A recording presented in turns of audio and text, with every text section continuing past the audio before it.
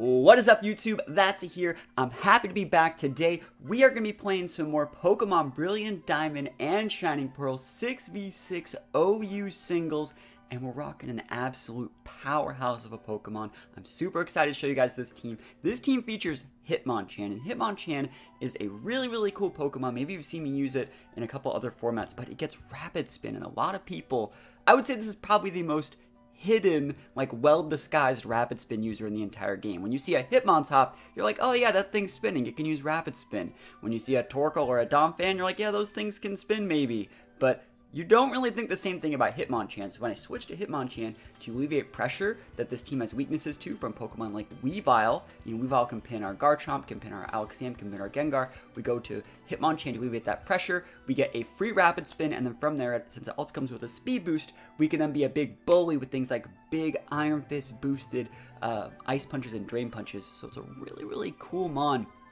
that, even though Hitmonchan itself is in the RU tier, it actually kind of hold its own in the OU tier, and so it's super fun to use it. Our EV spread here is basically just a bulk set variety that helps us switch it on Weavile. This attack investment here is to make it so we can OHKO Garchomp after Stealth Rock's damage with an Ice Punch. So it's a really cool set, and I like it a lot. Now, you may notice that I'm using a bunch of Pokemon you've seen me use before, but I'm using them in very different ways because I want to get you guys thinking outside the box. A lot of people always give me crap for using like a bunch of leftovers or a couple focus sashes. Remember guys, there's no item clause here, so I implore you guys to use a bunch of the same item, and not only that, be as degenerate as possible with it. So what we're going to be doing here is we have 3 choice scarfs. We have a choice scarf on our Gengar today, we have a choice scarf on our Rotom today, and we have a choice scarf on our Garchomp today. So what we're going to do is we're going to bait in those Pokemon that would normally pin us, like Latios, like Weavile, like Alakazam, like other Gengars, other Garchomps, and we're just going to say like, hey bro, I'll fight you, and outspeed them and just steal KOs. And then once they're out of that one mon that they kind of need to be their offensive like a powerhouse, once they're out of that mon, well then they kind of can't stop the rest of the team. So it's a really cool way to look at team building. This team hits hard, it hits fast, and it's a perfect team for anyone looking to learn how to play. Because if you win, cool, you did things correctly. You outsped them, you outpaced them, you got rid of their hazards, and you did a good job. But if you lost, you know exactly why you lost. Maybe you didn't use the right, maybe you didn't lock yourself into the right moves, basically. So it helps you really tunnel in on the things you need to fix if you want to get better. So again, we're rocking 3 scarf sets, and you may note that I have varying different sets of speeds here. 112 investment, 240 investment, 48 investment. Basically, you can see they all come out to the number right here of 268. So the 268 here, this lets us outspeed base 130s at +1. So if we fight against any other Scarf Mons, like literally any other Scarf Pokemon that just clicks the 252 button, they will outspeed us. And that's completely fine. Like even a Scarf base 100 will outspeed us, and I'm totally okay with that because I just want to outspeed things like Aerodactyl, Crobat, Jolteon. And I want to basically outspeed those things, but then have enough bulk to live if our opponent has their own Scarves, we're really bulky on this Garchomp. Like, we can fight other Garchomps very well. We found a way to get 16 points out of that, and our Gengar is super bulky, so things like Bullet Punches and Ice Shards, priority moves that are great for dealing with Gengar, even Sucker Punches, they're not going to do that much to Gengar, so it's a really cool way to play it, and I do like this team a lot. Last but not least, we have a standard Skarmory, just because we do want a good rock setter, and I think Skarmory is probably one of the better rock setters, just because, similar to Donphan, it gets the ability to phase out with Whirlwind instead of Roar. And the good thing about Skarmory is it has better defensive typing and a recovery move in Roost. So I really do like Skarmory for this team. Whenever you see me just need a random Rocks user, I'm always going to throw Skarmory in here. It also has good enough base speed to be able to like outspeed specific walls, and then it's great for things like Breloom. So I love Skarmory a lot. And Alakazam, really good set. We wanted a Sash user because this team didn't really have one. And Magic Guard makes it so we don't get our Sash broken by, any sort of weather or rocks or hazards or anything like that. Always want to maintain our Sash. We can just come in hot, hit super hard, really like the Psyshock being able to hit Blizzies if need be. So I guess that's basically all I have to do for the review of the team. Hopefully you guys are liking this series. I want to say, if you guys have got this far in this video and you like the review, you like this series so far, please let me know if you like this. I really do feel that, in general battle content, I don't know if I would watch other people play battles, but I might watch other people like completely break down every single bit of their teams, as well as like the turns in the games, and explain why they do stuff. I feel like a lot of people aren't really watching this content on my channel because it's Showdown content, but I really feel that they're missing out because I feel there's a lot of really, really good content here that makes everyone watching better players. Again, let me know if you agree in the comments. But let's take a look at the first game here. So the first game here, we are going up against Scizor, Garchomp, Alakazam, Rotom, Weavile, Infernape.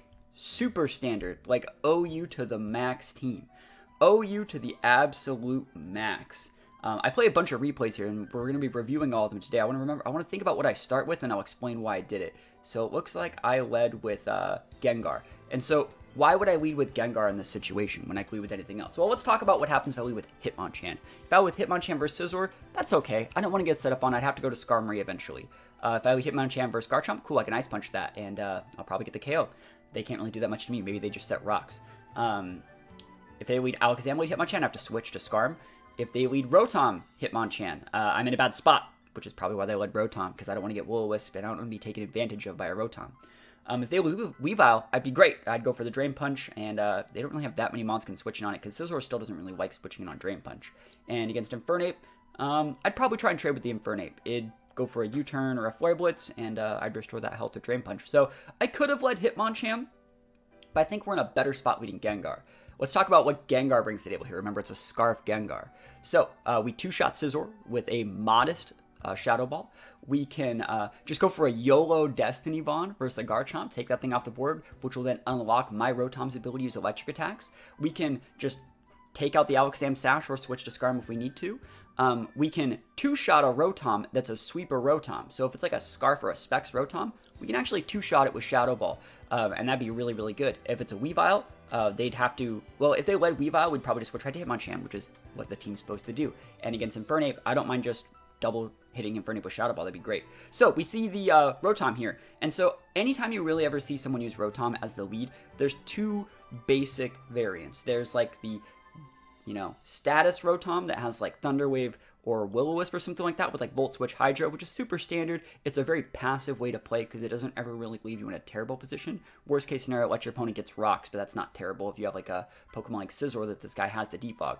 So there's a good chance that it's that like a standard Rotom, but there's also like the Scarf Rotom. And I'm thinking about it like this. This Gengar, remember, is super bulky. You cannot one-shot me. You could Volt Switch, but you shouldn't be because I could just go to my Garchomp, and you could Hydro. But again, that won't kill this Gengar. So I know for a fact I'm going to be able to two-shot this Rotom with my Gengar.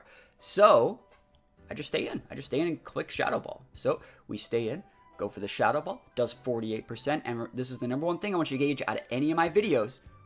Every single time you do damage, what you need to be doing is scouting if they have leftovers. Because in the BDSP meta, there's no weakness policies, there's no Assault Vest, there's not really that many items most Pokemon can hold. So, if they're not Life Orb or leftovers, they're probably holding a choice item. So the fact that that Rotom did not show leftovers means it's holding a choice item, which means it kind of has to just Thunder Wave again. That's just kind of how this goes. You can... It might sound like I'm not giving enough context, but anyone that knows the format knows that that's kind of just how this goes. Just take my word for it. Anyways, the Rotom here, it'd be locked into choice. It'd be locked into Thunder Wave again, so we know it's going to switch. And remember how we talked about leading Gengar is really good because they don't have anything that can switch in on it. Best case they have is Weavile, and I'd love to break a Weavile Sash. And we already talked about what we need to do against Weavile, switching to Hitmonchan, so I just say in and go for the Shadow Ball. I'd love to get your KO, and also, Gengar is still faster than like a Wall Rotom. If it's just like a full like HP special attack set, we're actually still faster than it. Because even though we have a -2 speed stat, because we're paralyzed, we're holding a Scarf. So we would be able to just go for a second Shadow Ball and pick up the KO. But here we go. They go in the Weavile. I'd love to break Sash.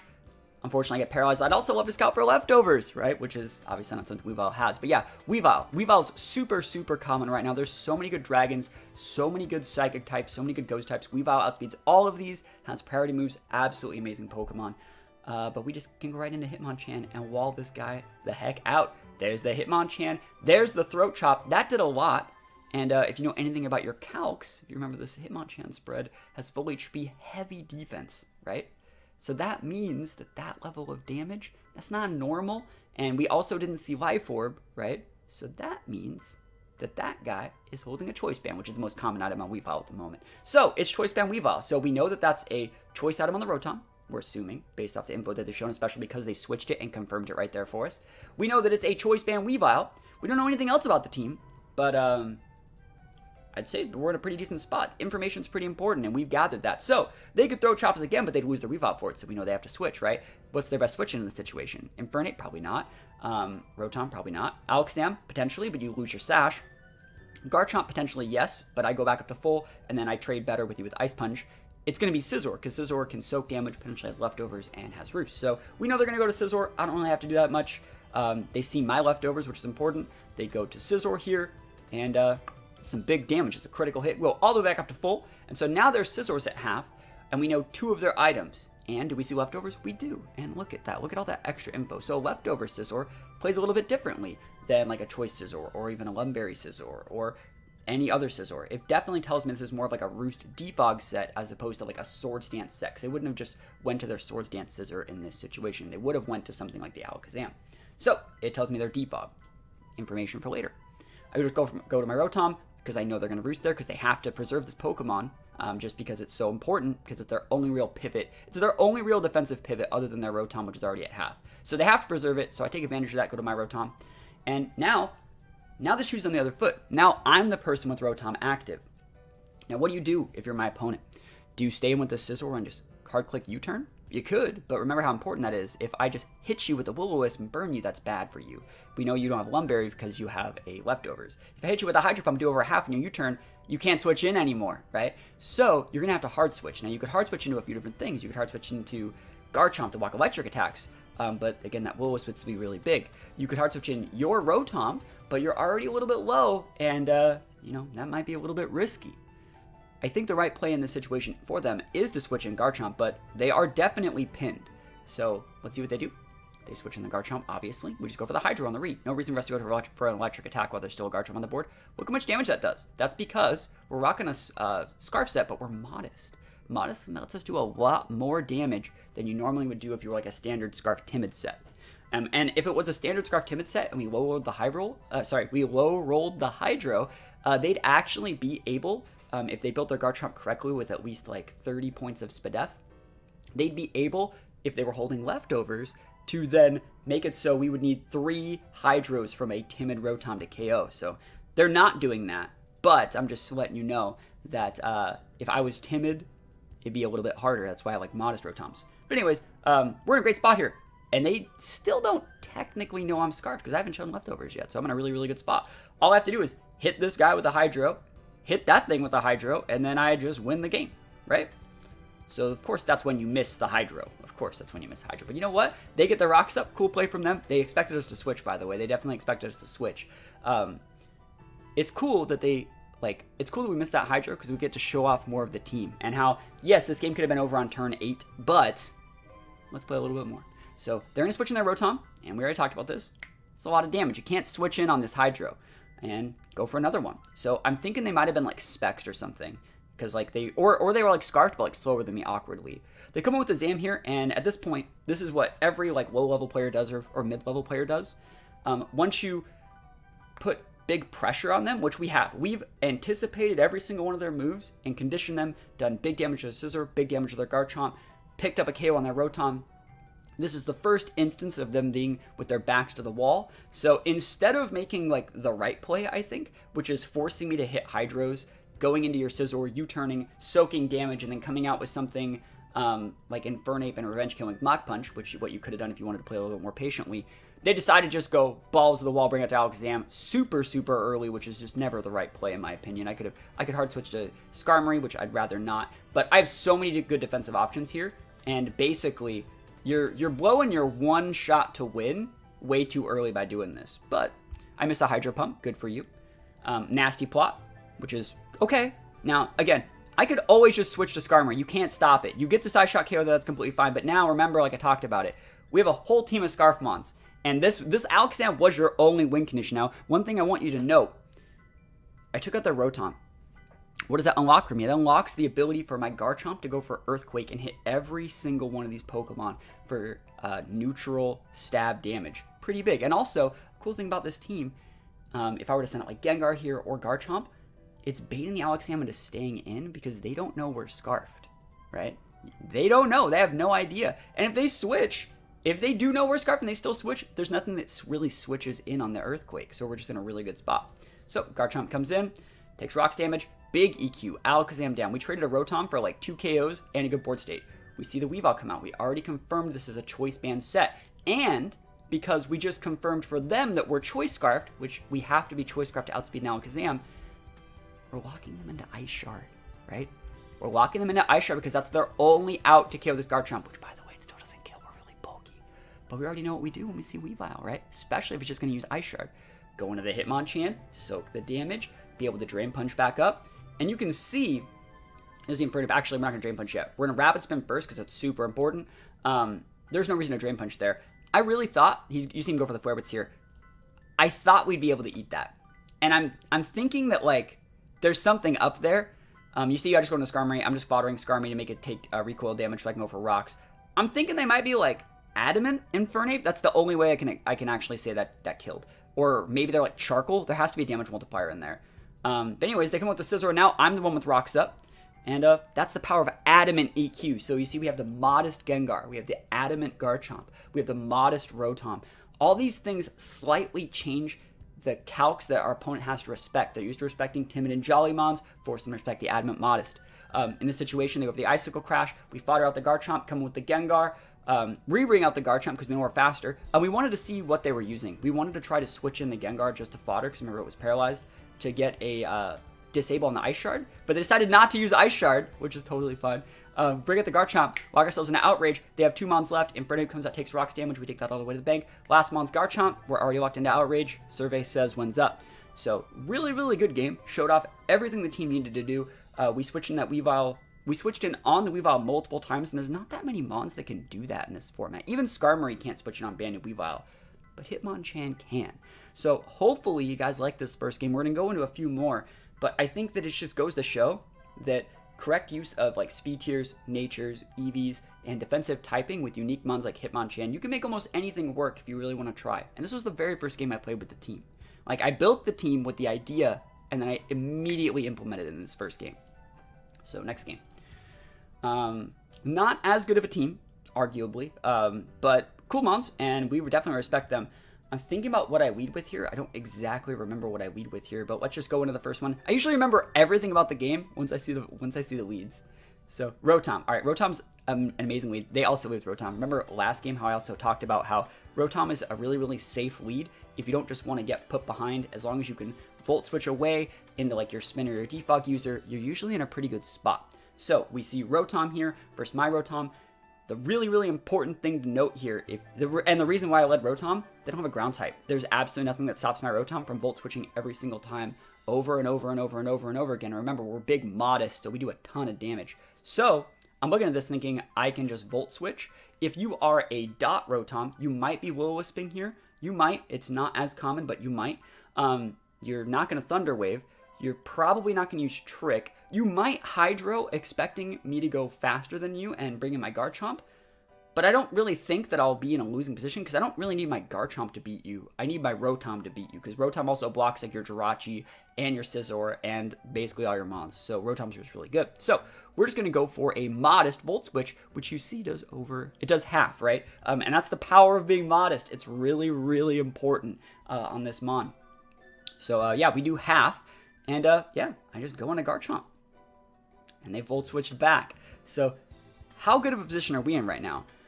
How good of a position are we in right now? We're in a pretty good position, and you know what? Because we're in a good position, because we absolutely dumpstered them on that turn 1, and we're not going to see leftovers on this Rotom, we know that the Rotom's going to switch, right? He tried to Volt Switch, and that's also a moveset choice you would only really see on like a choiced Rotom. So again, not seeing these leftovers is really, really big. So they're going to switch, which means the rest of the Pokemon on their team don't have any ground attacks. So even though this Rotom has Levitate, I know it's switching because it's choiced, and a lot of their mons take big Earthquake damage. So believe it or not, we do be clicking Earthquake here. They're switching in the Zam on a freaking EQ. Oh my goodness. And so right there, that was like it was such a good play, first of all. But I got 1 turn advantage, and then not only did I follow it up with a really, really, really good punish, but that's like the type of, that's like that teabagging punish. That's like the bro, I'm in your head so much, I know you're switching, so I'm just gonna Earthquake your levitating Pokemon, because you can't do anything about it. And remember, I'm Scarfed, so I mean, I could technically just do it again, and you don't know that I'm Scarfed. That's the value here. You can switch in your Rotom, but like, what is Rotom gonna do? If you're gonna go for a Water Tech, we switch in our Rotom. I know you're choiced. I'm using all your info against you, so we switch in our Rotom prematurely. They go for a Dazzling Gleam. I actually want to save the fact that I'm Scarfed. That was what I was doing. I wanted to save the fact that I'm Scarfed. And then we can just go for another Volt Switch. It's completely fine. Come with your Jirachi. Oh, we Thunderbolt. Just kidding. That was a pair. We take that. Let's get back into the game. I'm trying to remember the replay. I actually do this off so often that, like, I'm trying to remember all these replays. But yeah, it's a good play. Let's go back and analyze a couple turns. I should have, though, upon analyzing, just clicked an Earthquake again. You switched in Rotom. Like I said, I switched in my Rotom. If you go for... And it was just taking your Zam out. But I'm happy with the way this turned out. So, yeah, we go for the Thunderbolt. They decide to save the Zam, which was correct. And they go into Jirachi to soak it. We get a pair. That's great. We switch into Gengar on their Stealth Rocks. So, good stuff. I think this is fine. Gengar's great for Jirachi. Yeah, we have to respect, like, Thunder Waves and things like that. But I still think Gengar's just a really, really good one in the situation. So, let's continue. Shadow Ball does a ton, puts that Jirachi within range for basically anything. They go for a Doom Desire, and then they Custap Paralyze. Yo, we take those. And I want to say, you know, the number one thing is, what item were they? You know, before the Custap, because we didn't see leftovers. I was thinking that they were some sort of, let's see, they'd only showed like Stealth Rock and Doom Desire at that point. I thought maybe they were, I don't remember if in that game that I initially assumed they were Custap, but that seems like a really like obvious choice at this point. But anyways, Custap's cool. It's cool if you don't see if you're ever fighting like Skarmories or other walls and you don't see leftovers, they're usually Custap. But sometimes they could be Lumberry too, so you gotta respect both those options. Either way, Jirachi goes down and we're still Scarfed. And so we know they're gonna have to go the Drapion here. We switch to the Skarm. This is a few turns. They go for a sub, which is what you don't want to do against Skarmory. We soak the Doom Desire attack as well. Skarmory doesn't really care about all this. You can see Drapion just doesn't really do the big damage unless it gets crit. So we can just look at its sub in the face, set up rocks, and now we just roost him out. It's so good. Goes for Fire Fang, gets some misses. This guy's going to get a couple misses, but we're just going to roost all the way up. This is a great situation for us to be in. They finally go for another Fire Fang here. That's the crit damage. Remember, this guy's Sniper. Big damage on crits. And we just get a Whirlwind out. We see the Rotom here. I know to switch in my Garchomp, and you can totally read me and go for a Hydro. Like, it does a lot, but it's not enough. So the Hitmonlee comes out here, takes rocks damage, and look at this, one hit, easy peasy. And the reason we're able to do this now is because we can. There's nothing you can really do about it. If you ever want to go into your Scizor can't beat Rotom. Scizor has a really hard time dealing with the rest of our bonds. Like, we still have a Skarmory. You see the Scizor comes out to finish off the Garchomp. Skarmory doesn't really care. Skarmory also stops Scizor from setting up, so it can't really Swords Dance do anything, so we just get another free roost. And you can see we're at the exact same pin, but our opponents like basically lost all their mons. And we just still have the Whirlwinds up. You go into your Rotom all you want. I go into my Rotom. Look at this. Look at this damage. I think there's a crit, right? Yeah, crit Hydro. Never lucky, but it's completely fine. Because now it's time for us to bring in our Zam. Switching your Drapion. I don't really care about Drapion because I'm Alakazam. And yeah, Alakazam's super nutty. Like after the Gengar Suspect test is done, I wouldn't be surprised if they Suspect tested Zam. It's so good. And at this point, we just want to like trade Shadow Balls. I don't care about your Scizor. You can defog me all you want, but at this point, like there's not really anything you can do versus like even my Hitmonchan at this point. So you can roost, you can dance all day, but like there's nothing you can really do here. So we're also just fishing for like one Spadef drop. That'd be nice. But we just switch out of the Hitmonchan here. I'm trying to like style with Hitmonchan a little bit, but you can see the Scizor. It's not that it can like. It can't win here. If we actually hover over the Scizor, they're like a defog roost set. Last move's like, I think U-turn or something. Like you can't break this Hitmonchan. I'm the unbreakable. There's the U-turn. Coming with the Rotom here. And they're like, hi, we'll win now. And I'm like, no, Mach Punch, bro. So the Scizor can't really win. But it does its best. You know, we just skip some turns. We eventually bring in the Garchomp. We get him low enough to force a roost. So we get a free switch into the Garchomp. Bullet Punch gets KO, and then right here, look at this. Bullet Punch 40% to Gengar. Shadow Ball over 50, right? And then they Bullet Punch like 47%. That's so nutty. We just outvaluing Bullet Punch like bulky, Bruiser Scissor. Gengar just the absolutely massive bulk and the Curse Body. It's so good. But yeah, Hitmonchan with the Mach Punch, sealing that one up against the Rotom. Let's look at this one. So this guy's a really cool team as well. Roserade is an underrated pick. T-Tar, now that it doesn't have Pursuit, it's a lot harder to use T-Tar. And like straight up, like T-Tar, like Hitmonchan guy is the numero uno guy T-Tar guy doesn't want to see. So in this game, let's just see what I lead with. Let's see. No, I'm not going to guess. It's probably Rotom, but like we'll see. Scarm. The reason we lead Scarm in this situation is because Scarm... oh yeah, I remember why I led Scarm. So at this point, I've won every game that I played with this team. And I wanted to experiment and think a little bit outside my comfort zone. So I was going to lead Skarmory to force them to hard switch to Magnezone. And then I was going to hard switch into Garchomp and Outrage, expecting the Latios to switch in on the EQ. So I set up like a 4-turn premature pin off just leading my Skarmory. And I was going to hope that they brought the Magnezone in, but you'll see what happens. But yeah, basically, if they switched in the Magnezone to deal with Skarmory here, I'd then repin with Garchomp, and the only thing they have that can switch in on Earthquake is Latios, and the Latios would then repin the Garchomp. So that would have been a good play for them to do all those things. But, you know, they didn't want to win. They actually just sleep powdered me right in the face, and so now I have a sleep Garchomp. I'm sad, but I know I don't have to be afraid of Latios. I don't have to be afraid of Roserade. So I switch in the Gengar. And this is where I'm like, I'm fine versus Latios. I'm Scarfed. I'm just going to kill it with Shadow Ball. He's actually full speed timid Scarf. And he takes me out there. So I have to go into my Zam. And we go for a free Nasty Block. Because I know you're Scarfed, right? I know you're Scarfed. And I just get the KO here. So we basically traded Gengar. We traded Gengar, right? For Latios, which is actually pretty good for us. Because like we wouldn't be able to deal with Scarf Latios against Garchomp and Rotom. So it's actually good that I think went away. But also, we baited the Gengar into coming out. Yeah, we're going to eventually lose our Zam, but we are going to be able to get a Gengar Sash forward. So we got like Latios, Gengar Sash. Yeah, our Garchomp's asleep, but we still have really good Mons. And being able to take out like Latios and Gengar, or at least getting the Sash up on Gengar, is really, really important. So there's the Hex. Hex is still pretty popular on Gengar as well. So we have to go Rotom here. Again, we can just go for the Revenge KO. So now the score is even. We have them on asleep, but I would say we have...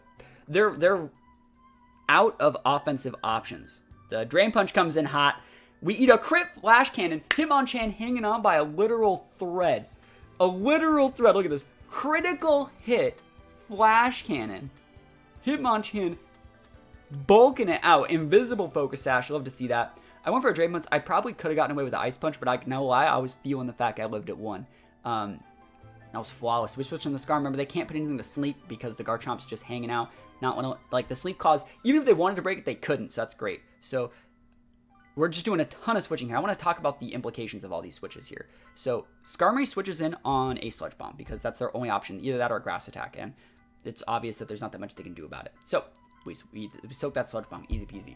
We see them switch up to Feraligatr, and then we take the same amount of time. I knew that something was coming in, right? I knew that they were not going to stay in with this Roserade, and I was kind of getting like Scarf vibes. I couldn't really tell, but I knew that the Roserade wasn't going to stay in, so I knew it was going to switch to something, and I decided to switch to Rotom because Rotom could finish off Magnezone, and Rotom just big pins us for Alligator. So that's a really good spot for me to be in. So right there, Feraligatr has to switch again. So that was me anticipating them switching and then repinning them. It would have been great if I had Rocks up, but this is totally fine. And again, the Roserade hasn't shown Black Sludge yet, so that's why I think it's some sort of like Scarf set. And so I don't want to deal with that. So yeah, I'm just going to switch right back away. Right back to the Scarm. There's nothing you can really do about it. You go back to the Feraligatr. This is also a matchup that's good for me because I'm not just going to let you set up and I'm going to be able to get rocks out of it. So you go for the Dragon Dance. I go for the Stealth Rock.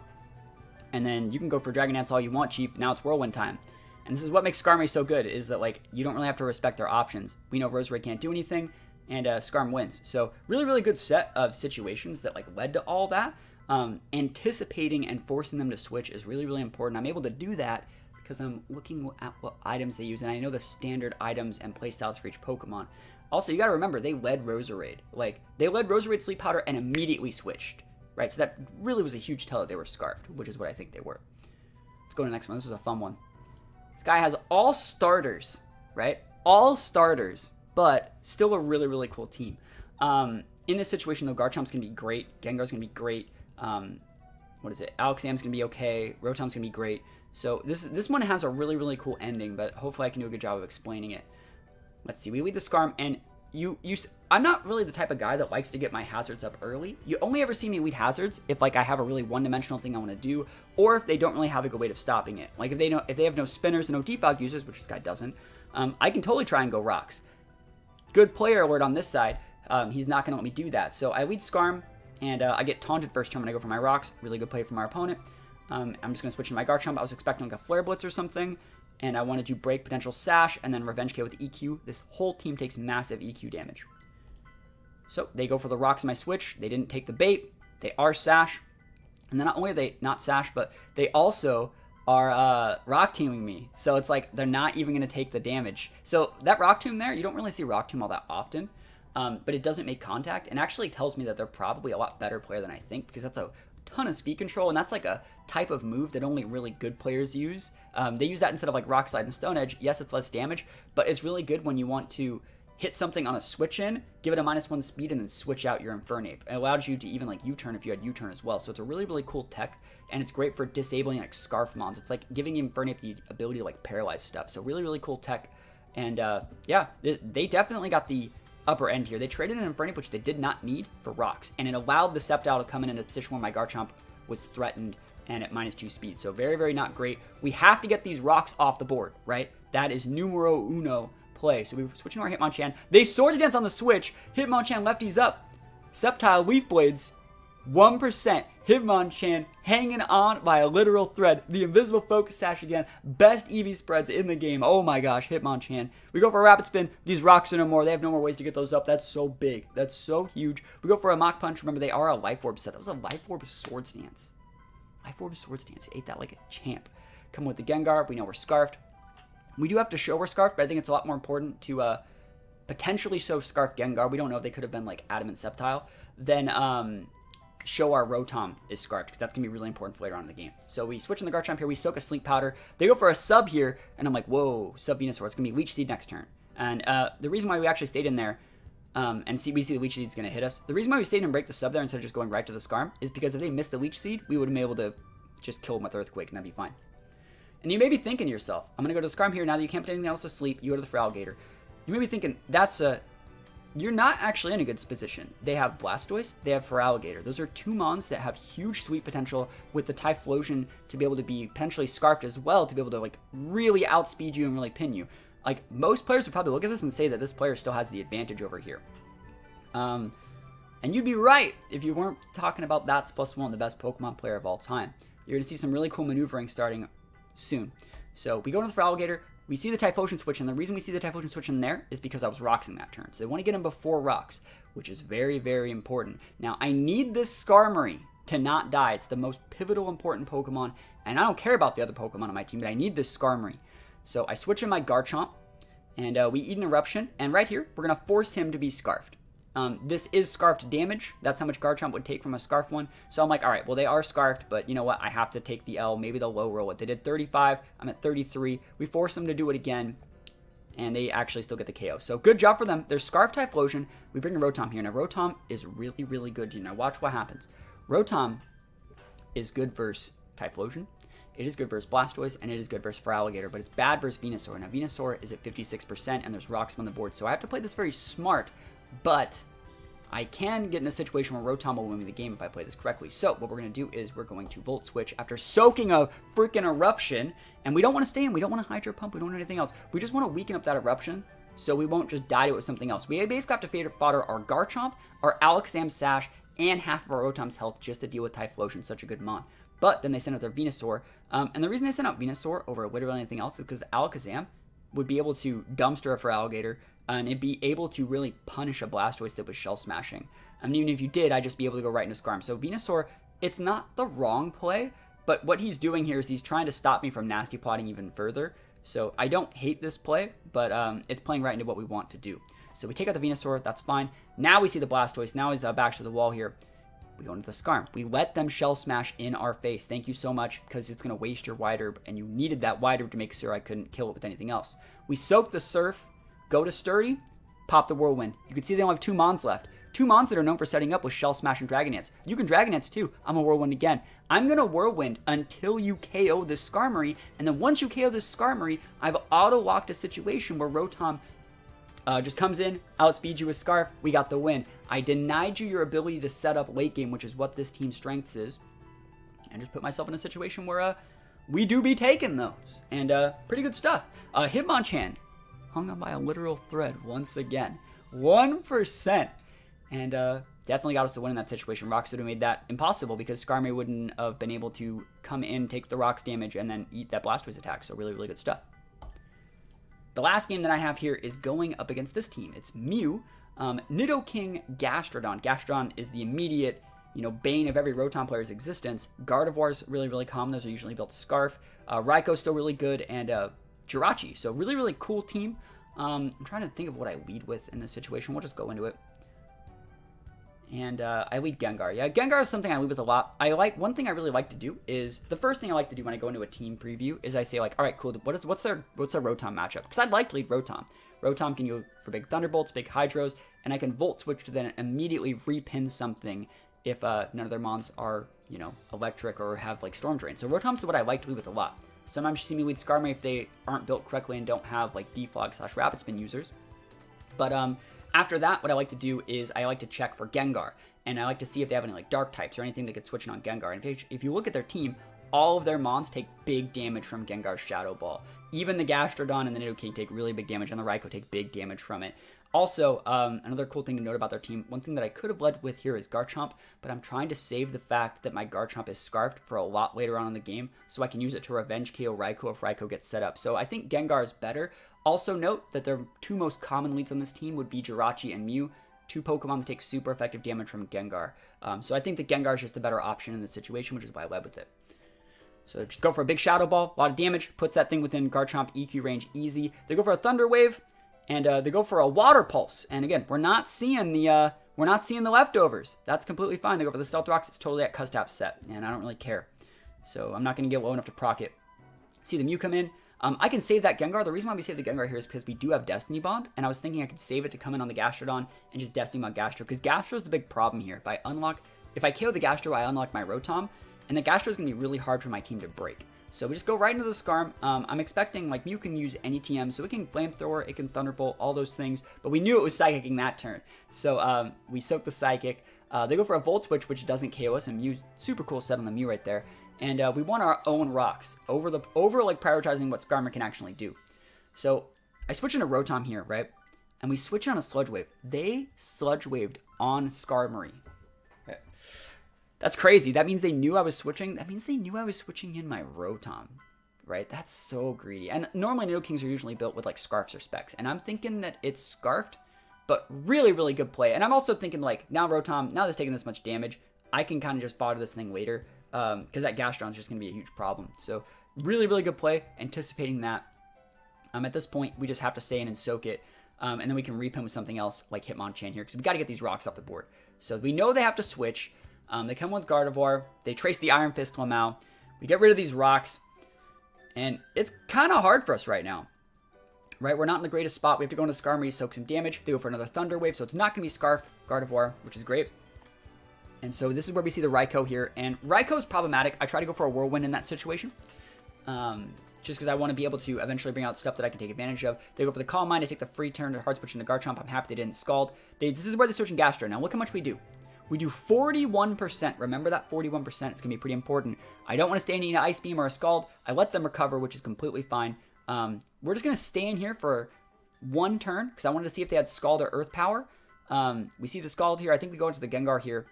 And we just want to try and deal some damage to this Gastrodon. So Scald's up on the switch in. I'm paralyzed, literally never lucky.